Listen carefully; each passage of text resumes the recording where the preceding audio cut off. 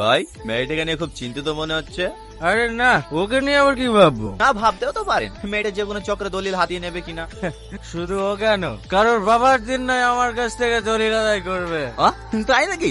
সাবধানে রেখেছি তো। আরে হ্যাঁ, দলিল আমার লকারে রেখে দিয়েছি। আর চাবি ওটা আমার সবসময় বালিশের নিচে থাকে। যে মাল দে।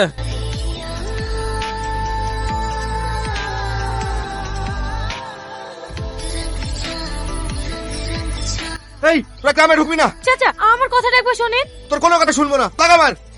না চাচা, ওই দিকে শাকিল গ্রামের মেয়েদের উপর অত্যাচার করছে, তুমি তাড়াতাড়ি চলো। এই ওদেরকে ছাড়, গ্রামের ভিতরে চল।